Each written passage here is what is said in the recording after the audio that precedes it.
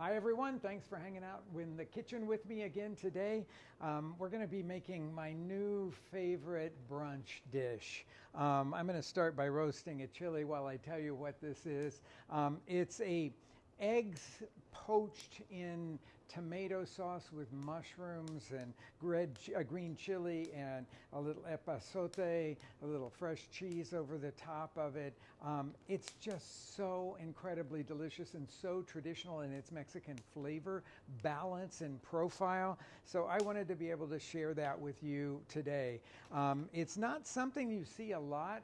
Central and southern Mexico, you'll find people doing it, but it's not the most common thing. I've got a poblano chili here that I'm roasting over the open flame. For those of you that don't have open flame, my suggestion is you preheat a broiler and then you put it as close up to that broiler as you possibly can. And then after you have, it's blackened on one side, it'll blister all up and everything, then you flip it over. Well, it may have like this one, 3 sides because they tend to be sort of 3-sided. You flip it to another side, blister blacken that side, and then finish up. Now, the difference between a chili that has been roasted over the open flame or even a charcoal grill and one that is put under a broiler is I'm pointing over there because that's where my broiler is that the ones under the broiler will be cooked a little bit more. That's not of any consequence at all in a dish like this one here. So I'm just turning this one where it's really, really hot and you can hear it. You can hear the crackle and the blistering going on there. While that's blistering, I'm going to slice up an onion here. I just thought for the sake of variation that this time I would use a red onion instead of a white onion that is really typical in Mexico. This, of course, will give us a slightly different flavor. It will give us a flavor that is sweeter than the white onion. And then I'm going to just film the bottom of a skillet that I have over kind of a medium heat here. I'm going to film that with some oil and then put the onions in there. And then we'll talk about the mushrooms. Okay, so you can do this with any kind of mushroom that you come by. It really doesn't matter. If you like, say, button mushrooms, make it with button mushrooms. If you like those brown cremini mushrooms that are really like a mushroom, like a button mushroom, but they're brown, have a little bit more flavor, use that. Portobellos, I like them, but they have a kind of muddy flavor sometimes unless you take the dark gills out. So I would suggest that maybe you take the gills out if you're going to use portobellos. I go for the more dense textured and more flavorful of the mushrooms. So I've got 2 different things here. In a well-stocked grocery store, you'll almost always find shiitakes, and they are used a lot dried in Asian cuisine. They have a very tough stem on them, so you want to pull that out and cut that separate from the tops. So I'm going to take these shiitake tops, cut them crosswise like this, and then toss those into the pan over here with the onions that are sauteing. Let's look at this. Oh, it's nicely blackened on the outside. That side got done really, really well. So we'll flip it over. Mix these guys. Get them coated with a little bit of that oil. And remember, the onions and the mushrooms will both, it may look like a lot here for a couple of portions, but they will all get much smaller. Now, with these stems, I'm going to cut the bases of them off because they always have a sort of dirty look to them, and they're always dried up. But then the rest of the stem, I'm cutting crosswise. This is an important thing to note. In order to not make them feel tough or stringy in your mouth, you always cut those guys crosswise. Scoop those up. I'll throw those into the pan. And here's the ones that I really wanted to show you. This is the hen of the woods, or in Japanese it's called maitake. And that is typically sold as maitakes, but the name for them in English is hen of the woods. Now, I live in the Midwest, where wild hen of the woods mushrooms are available in the early summer all the time. So if you live in the Midwest, they're available in lots of places in the United States, but my experience is in the Midwest. If you live in the Midwest, then go to a farmer's market in the early summer and you're likely going to find these really beautiful maitakes or hen of the woods mushrooms. And they've got a beautiful flavor, but they also have a different kind of texture than these shiitakes that I've got sauteing over here. Okay, so these ones they grow out of a single base here. And so I'm going to take the base of it off, just like that. And then I can just literally let it fall apart like this, the top part of it. And so I'm going to throw those guys in there. That's probably all the mushrooms that I need for this. The base of the maitakes, I'm going to set those to the side because we're getting a lot of stuff in our pan over here. The base of the maitake can be used. I would trim it just like the base of the shiitakes that I did. And these you don't have to be so careful with. Just cut those up and then add that to the pan as well. Okay, we're going to let the roasted poblano here, which should be done now. Yeah, it's nice looking. One little place up here that didn't get roasted very much, so I'm going to just hold it close to the flame and do that. And I'm going to let that just sit and cool off for just a second over here. Turn the fire off and then combine all of these guys here. And they're just going to soften up. That's what we're looking for, is for the onions to be soft. They can be a little bit brown. That will be a nice flavor to add to this. The mushrooms should just get soft. They really won't brown in this particular case. Now, the difference between the flavor of this dish made with button mushrooms and with the maitakes and the shiitakes is quite different. You have to like bold mushroom flavor. So if you've ever eaten in a Chinese restaurant and they usually start with dried shiitakes or the tree ears or those kinds of mushrooms which have a bolder flavor, most of them. They will rehydrate the dried ones and use them in a dish. If you like that flavor, then I say choose the shiitake mushrooms. We'll just toss this around like I've shown you before a number of times. You notice that I always start it not by tossing it, but by shaking the pan on the burner, because that gives me the courage to do the tossing, because I'm sure everything is free from the base of that skillet. Okay, so that's ready to go over there. I'm going to do the tomato part here because it's not tomato season really. I'm going to use the can of fire roasted tomatoes. And I'm just going to blend them to a coarse puree in the blender. Of course, you could use a food processor for this.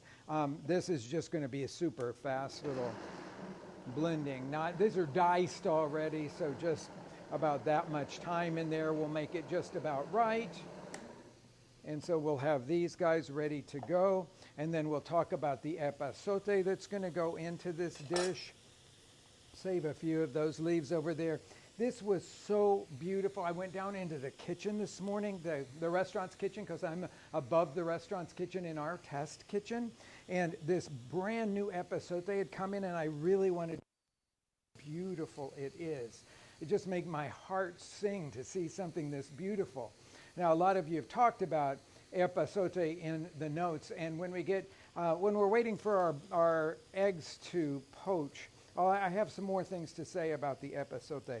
But I'm going to just throw these in there as whole leaves, which is much more common in Mexico than chopping it for the epazote.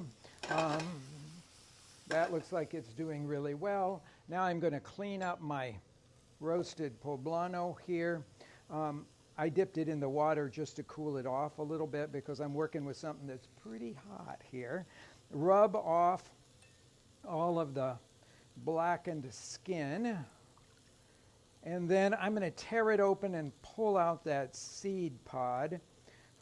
You've seen me do this a lot of times. Now, if you don't want to use poblanos, there's no reason to do this. You could feel free to be creative. Use whatever you want. Today, I brought all of these little shishito peppers. Now, that is a cultivar that was developed in Japan. And I like it for its high acid. It's a really, really tangy chili. It's got brightness to it. And I thought, well, why not just chop those up instead of roasting it like this? Chop those up and put them over here. Or roast a red pepper and put it in here. It would be also very, very delicious. Okay, so you can see it's steaming hot here, so I'm having to work kind of quickly with it. But I'm going to rinse off all of the little bits and pieces of the blackened skin that have stuck on it, and then get the seeds off of it, and then chop this all up to go into that pan along with the mushrooms and I'm going to cut the top part off where it didn't get roasted. That's not going to be necessary for me to use right now just because I have a very large poblano here. If I'd been more diligent, I could have gotten all of that roasted. So I'm cutting this crosswise into strips, and then I'm going to cut those crosswise in shorter lengths. I still want them to look like strips here, but I'm going to cut them crosswise in two places here and scoop all of that up and add that to the skillet over there, along with these tomatoes here. Well, that'll go in. You can just see how incredibly delicious this looks right now. Throw in some epazote leaves, and then I'm going to use a spatula here to just mix everything together and cook it all down. Now we need to cook it down for a minute here to just bring all those flavors together. Right now they're all separate, and we want to create a homogeneous flavor in this dish. So in order to be able to get that homogeneous flavor, the way it's done typically in Mexican cooking is to cook everything together until it reduces and gets very thick. I'm going to move it to this burner where I can do it a little bit faster than on that one. And while that's coming back to the boil, I'm going to clean up my board here. Get all of the traces of the roasted poblano off of that, and then we're ready to go back to thinking about this. But feel free to modify this recipe in any way that you want in terms of the color of the onion, the type of the mushroom, the type of the chili that goes into it. Now, some of you may have gotten into the shakshuka craze that started a couple of years ago. And this dish, while it's a very traditional dish in Mexico, is called Huevos Ahogados, or sunken eggs, is basically shakshuka. And so it's you might be able to relate to it from that standpoint. So we've got it almost boiled down here, reduced to a nice thickness. While it's doing its last little bit there, I'm going to add a little seasoning of salt, and then I'm going to add some water to it. Now, water is going to be my choice today because I want to keep everything light in flavor.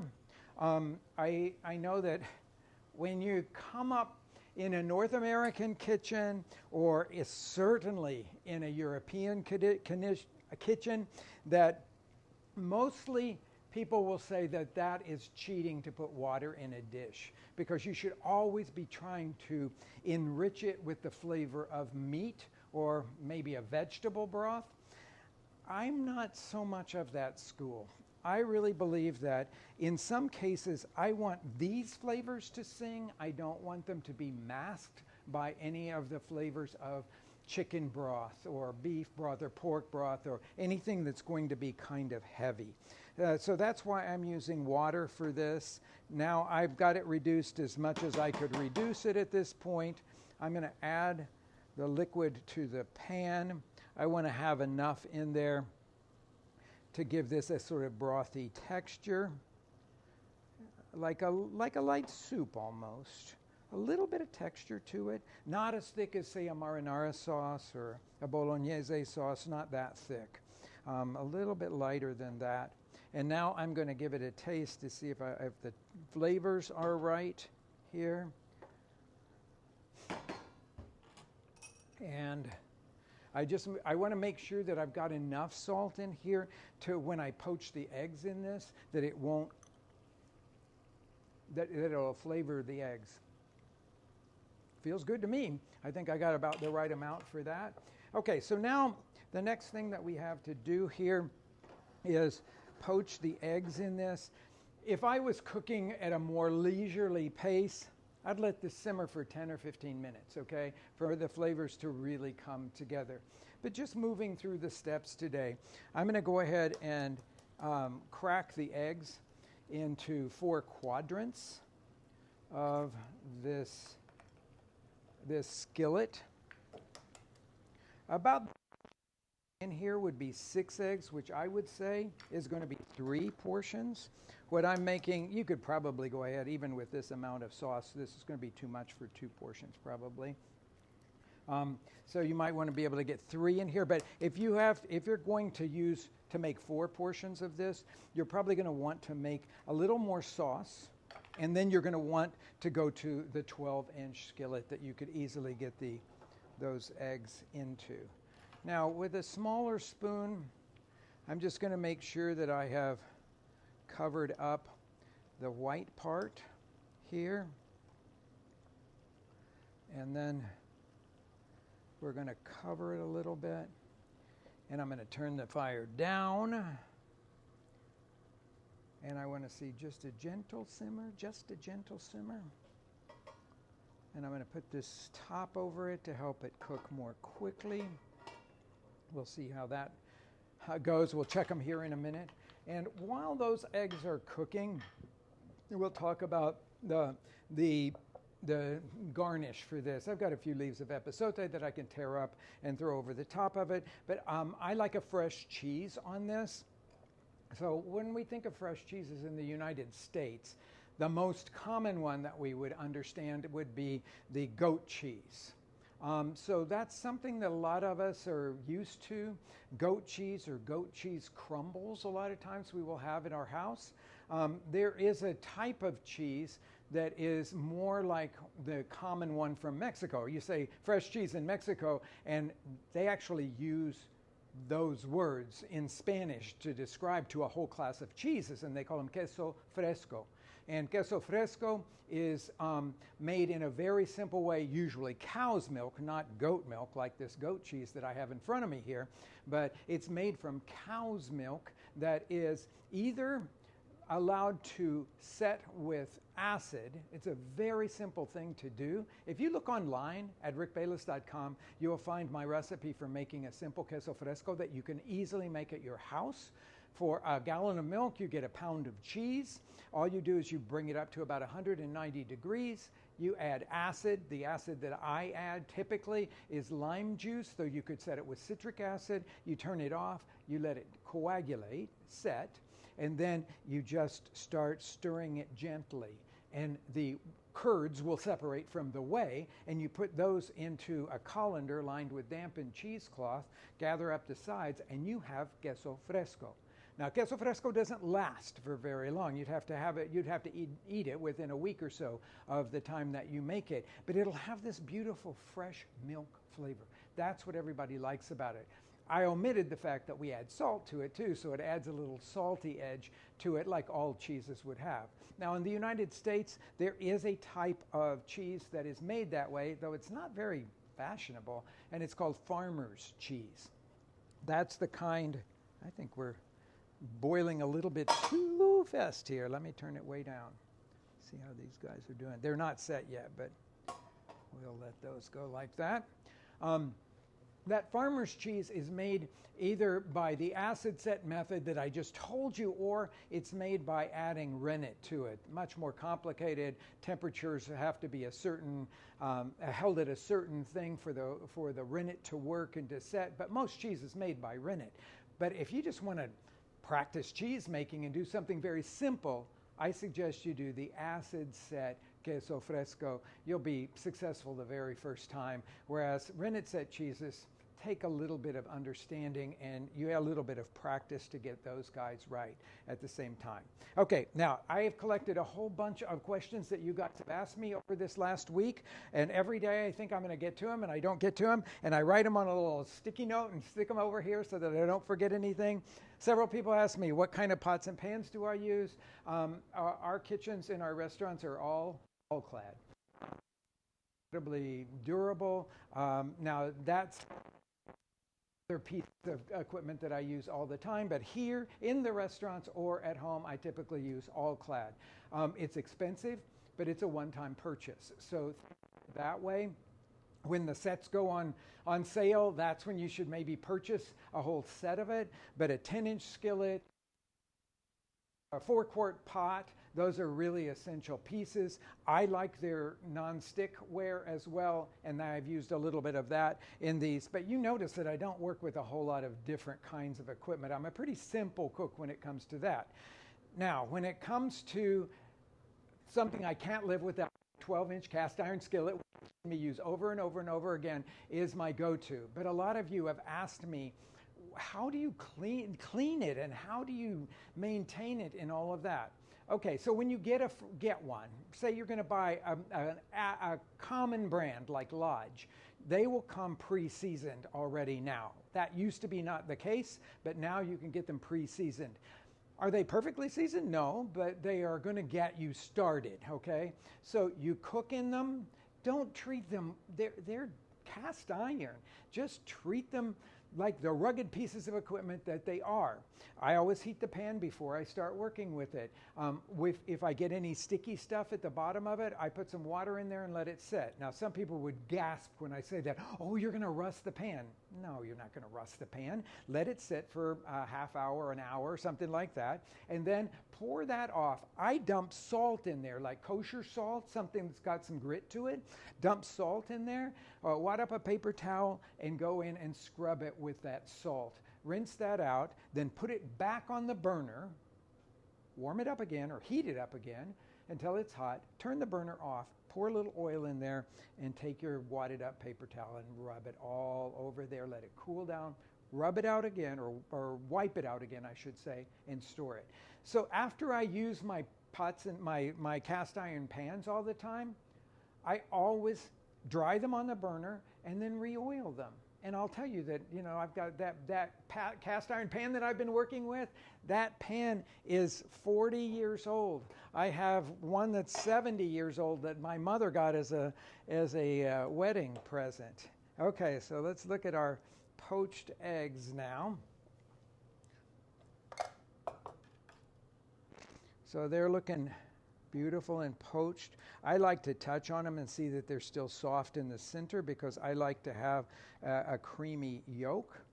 So I would I'm going to set that to the side there and just take some of the beautiful tomato and poblano and mushroom mixture. And boy, I can smell that epazote, which, by the way, lots of you are asking, well, what do I put in place of it? Somebody said, can I substitute Mexican oregano? Well, you can put Mexican oregano in here. It's just going to be a different flavor, but that's all okay. That's not going to cause any problems. A little bit more of it there. I'm going to take this egg and put that over there. Another one of the eggs in here. And I'm using a cazuela, like the ones that you would use for pozole in Mexico. This came from Mexico. And some people are concerned about when you buy this market pottery in Mexico, is there lead in the glaze? Many times there's lead in the glaze. This particular one is lead-free glaze. You can train your eye to detect whether it's a lead glaze or a non-lead glaze. They have a slightly different look to them. But I will say to you, if you're going to use them for serving like this, there's not a lot to worry about, only because it takes time and heat and acid to leach lead out of this kind of cookware. So if you're just going to use it as a service piece like this, then I would say don't worry very much about that. You can feel free to do that. I got a little bit of pepper. I don't know why, but I just have a hard time serving eggs that don't have cracked pepper on top of them. So I'm going to sprinkle a little bit of cracked pepper over the top of these eggs here. And then we've got, of course, the goat cheese that I talked about, and I'm just going to kind of crumble it. This is from Prairie Fruits Farm, which is a farmstead goat cheese producer. in central Illinois, and they're the ones we get all of our goat cheeses from. We do several different kinds of goat cheeses from them. They are amazing people, just totally amazing. If you see anything from Prairie Fruits Farm in your local markets, please buy it because it's second to none. A little bit of epazote leaves here over the top of it. I'm just going to tear these kind of apart like that. And then put this over here. And that's my new favorite brunch dish. It's called Huevos, Ahogados, or sunken or drowned eggs. And I think you're going to really love this. The lightness, the boldness of the flavor. Try it out. Tell me what you think about it. I'm going to ask all of you that are listening to and watching me to please write in and tell me what other dishes you want to learn.